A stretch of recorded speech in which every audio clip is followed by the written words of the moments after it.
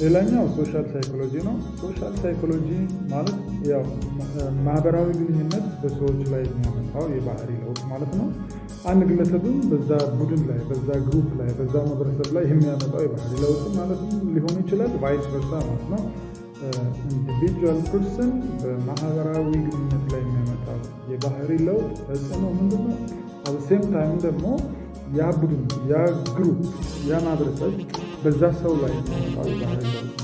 ለምሳሌ አንድ ልጅ ወይ ደግሞ አንድ ወጣት የሚያጨሱ ጓደኞች ካሉት የዛ ልጅ ያ ልጅ እንዲያጨስ የሚያደርግ ከሆነ ደግሞ ተጽዕኖ የሚያደርግ ከሆነ ያ ቡድን በዛ ልጅ ባህሪ ላይ ወይ ደግሞ ያ ልጅ የማያጨሰው ልጅ ያ ቡድን ሲጋራ እንዳያጭስ የሚያደርግ ከሆነ ያ ሰው ወይ ያ ግለሰብ በዛ ቡድን ላይ የባህሪ ለውጥ ሶሻል ሳይኮሎጂ። ሌላው ክሮስ ካልቸራል ሳይኮሎጂ የሚባለው ነው። ክሮስ ካልቸራል ሳይኮሎጂ የምንለው በተለያየ ባህል ያለው ባህሪ ይመስላል። አንድ ባህሪ በተለያዩ ባህል ሲታይ ተመሳሳይ ነው ወይስ የተለያየ ልናስብ እንችላለን? አንዳንድ ባህሪያቶች የማይቀየሩ የማይለወጡ እዚህም ሀገር ሂድ እዛም ሀገር ሊኖሩ ይችላሉ። አንዳንድ ባህሪያቶች ደግሞ እንደየባህሉ የሚቀየሩ አስተሳሰብ ለውጦች አሉ። ግን ደግሞ ባህሪያቶች እነዛ በሶስት ካልቸራል ይችላሉ ማለት ነው። ሌላው የኢንዱስትሪያል ሳይኮሎጂ ነው። ኢንዱስትሪያል ሳይኮሎጂ አንድ ሰው በተሻለ ሰርቶ በአንድ ተቋም በተለይ አምራች ተቋም የተሻለ ውጤት ያመጣል፣ የተሻለ ምርታማነት ያመጣል። ምን አይነት የስነ ልቦና መርሆች ተጠቅመን ያ ሰው የተሻለ ምርታማነት እንዲያመጣ ማድረግ ይቻላል? እንዴት አድርገን ሞቲቬት ማድረግ እንችላለን? እንዴት አድርገን ያ ሰው በተሰጥቶ በመሰጠት ስራ እንዲሰራ ውጤት እንዲያገኝ ብለን ያንን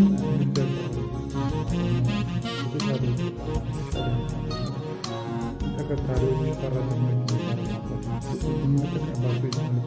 መንገዶች አሉ ማለት ነው። ሌላው ፎረንሲክ ሳይኮሎጂ ነው። ፎረንሲክ ሳይኮሎጂ ወንጀልን ለመከላከል የሚጠቀሙበት የስነ ልቦና ቴክኒክ ነው። ሶማሉ ያን ማጥናት ይቻላል። ኤዱኬሽናል ሳይኮሎጂ አለ። ኤዱኬሽናል ሳይኮሎጂ ትምህርታዊ ልቦና ማለት ነው። እንዴት አድርገን የተለያዩ የስነ ልቦና መርሆችን ተጠቅመን ትምህርት ስርዓታችን እንዴት ማሻሻል ይቻላል? ለምሳሌ የትምህርት ሂደቱን ካሪኩለሙ ማስተማር መንገዶችን ቴክኖሎጂዎችን መጠቀም እንችላለን። ምን አይነት የስነ ልቦና ይዘቶች ናቸው የትምህርት አስተዳደር ማሻሻል ነው። እንዲሁም ደግሞ ሌላ ፊልድ ሳይኮሎጂ ማለት የአካላት ጤና መኖርና መኖር በሰው ልጅ ባህሪ ላይ ምን አይነት ተጽዕኖ ያመጣል? ጤነኛ ሰውና ጤነኛ ያልሆነ ሰው፣ ቋሚ በሽታ ያለበትና የሌለበት ሰው ለራሱ ያለው አመለካከት ኮንፊደንስ ይለያያል፣ ባህሪው ይለያያል። ስለዚህ ያን የሚያጠና ነው። አንድ ሰው ታሞ ወደ ሆስፒታል ሲሄድ በሽታው በእውነት አካላዊ ብቻ ነው ብለን እንወስዳለን። ስነ ልቦናዊ ሊሆን ይችላል። ሌላው ክሊኒካል ሳይኮሎጂ ነው። ክሊኒካል ሳይኮሎጂ ደግሞ የስነ ልቦና በሽታ የአእምሮ በሽታ እንዳይከሰት ከተከሰተ የምናጠና ነው። እንዴት አድርገን ሰው የአእምሮ በሽታ በተለይ ደግሞ ሲቪል በጣም ከፍተኛ ደረጃ ሌላው ካውንስሊንግ ሳይኮሎጂ ነው። ካውንስሊንግ ሳይኮሎጂ ከክሊኒካል ሳይኮሎጂ ጋር ተመሳሳይነት አለው። ግን ካውንስሊንግ ሳይኮሎጂ እነዚህ ቀለል ያሉ ማጥናት አቃተኝ፣ እረበሻለሁ፣ እጨነቃለሁ የሚል ከሆነ አንድ ካውንስሊንግ ቴክኒክን የተማረ መምህር ወይ ደግሞ ኮርስ የወሰደ ሰው ያንን ተማሪ መክሮ አስተካክሎ የተሻለ ህይወት እንዲመራ ማለት ነው። ከናፍ ኦሮሞትን ሳይኮሎጂን ብራንች ያተቃቀባ ሳይኮሎጂን ደርገጌት የቦሄራ ብራንቺ ገርሽ እንደማወደ ቀባችሁ ደንዳ በርቁዳ 1979 akka moodern saayinsii kan inni dhaabbate biyya Jarmanii Leipzig magaalaa jedhamu yuunivarsiitii Leipzig keessatti namni William Wundt jedhamu saayikooloojii laaboraatoorii saayikooloojii first saayikooloojikaal laaboraatoorii hundeesse achi kaasee gaanii biraansii adda addaa kan inni murate biraanchota kana keessaa muraasa yoo fudhannee ilaallee warra jajjaboodha inni jalqabaa developmental saayikooloojiidha. Developmental saayikooloojiin guddinaa fi jijjiirama qaama namaa irratti sammuu namaa irratti hawaasummaa sammuu namaa irratti dhufuu danda'u kan qoratudha jechuudha. Beekumsa namaa qoratudha jechuudha. Yeroo namni gara haadha isaa keessatti uumamu conception yeroo sana kaasee hanga namni duutu hin jiru kan qoratudha jechuudha. Developmental saayikooloojiin.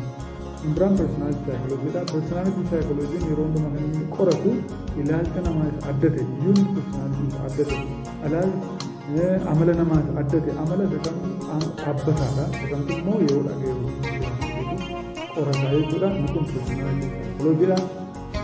Biraan social saayikooloojiidha. Social saayikooloojii yommuu jennu amalli hawaasa tokkoo yookiis dhiibbaan hawaasa tokkoo amala nama tokko irratti maali? Namni tokko immoo ofii isaatii hawaasa irratti dhiibbaa maaliif kan jedhu amala ilaalcha namaa jijjiiruu hanga danda'utti yoo hin deema ta'e kun sooshaal saayikooloojii qoratamaa jechuudha. Walitti dhufeenya namoota gidduu jiru, walitti hidhamiinsa hawaasa gidduu jiru, ilaalcha hawaasa gidduu jiru, ilaalcha nama sanaa irratti dhiibbaa kan jedhu namni sun immoo ilaalcha hawaasa sanaa irratti dhiibbaa kan jedhu yogguu qorannuudha. Sooshaal saayikooloojii. Sooshaal saayikooloojii kan jennu aadaan saba tokkoo, aadaan hawaasa tokkoo amala namaa irratti maali? Akkuma kanaa amalli namaa iddoo tokkotti jijjiirama jechuun amalli dhaabbataan namaa jira kan aadaa adda addaa irratti biyya adda addaa irratti kan wal fakkaatu. Kan immoo sababii biyya adda addaa keessa namni jiraate amalli isaa akka jijjiiramu godhu ni jira. Amala kamtu yookiis hojii kamtu haala kamtu bifa namaa kamtu aadaa adda addaa keessatti wal fakkaata. Kamtu immoo aadaa adda addaa keessatti garaagara waljala kiristoos goonee ilaaluu jechuudha. Kanaaf guddinni intelijeensii yookiin dandeettii yaadu namaadha. Itoophiyaa keessatti maal fakkaata? Ameerikaa keessatti maal fakkaata? Jennee yogguu ilaallu cross cultural saayikooloojii jedhama. Aadaan Ameerikaa keessa jiru guddina sammuu namaa irratti dhiibbaa maalii qaba? Aadaan Itoophiyaa keessa jiru guddina sammuu namaa dhiibbaa maalii qaba? Magaalaa keessa guddachuudhaaf baadiyyaa keessa guddachuun dhiibbaa maalii qaba? Guddina sammuu namaa irratti amala adda addaa kooloojiidhaan qoratamaa jira. Riisarchii kan fayyadamee riisarchii meetodoloojii adda addaa fayyadamee kan biraan industiriyaal saayikooloojii kuni industirii keessatti yookiis dhaabbata oomishaa keessatti namni akkamittiin kaka'umsa guddaadhaan hojii oomishaa guddaa hojjeta. Kan biraan educational saayikooloojii sirni barnootaa principally yookiis hojii saayikooloojii yookiis teoorii saayikooloojii kamiin fayyadamuutu fooyya'uu danda'a. Haalli barumsaa baruu barachuusaa, haalli barumsa barumsaa taatee sagantaa adda addaa fooyya'anii adda addaa isaanitu qoratamee guddachuu fooyya'uu danda'a kan jedhu educational saayikooloojii. Educational saayikooloojii namni baratu gaanii barnoonni akkamittiin fooyya'uu danda'a, karikulamiin akkamittiin jijjiiramuu danda'a, bulchiinsi baruu barsiisuun akkamittiin jijjiiramuu danda'a. Pirinsipilii saayikooloojii. Galii saayikooloojiin kan inni baratu fayyaan qaama namaa amala namaa irratti dhiibbaa akkamii qaba?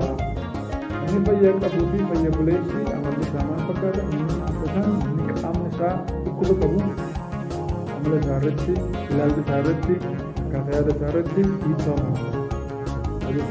Clinical saayikooloojiin immoo dhukkubni saayikooloojiidha. Akkamitti firiifirii ta'a? Akkamitti fooyya'uu qaba? Siflee akkamii qaba? Teeknikii akkamii qaba? Meetodoloojii akkamii qaba? Kaawunsilii saayikooloojii yookiin immoo clinical saayikooloojii wajjin waluma fakkaata. Kana jechuun qorannoon isaa yookiis hojiin isaa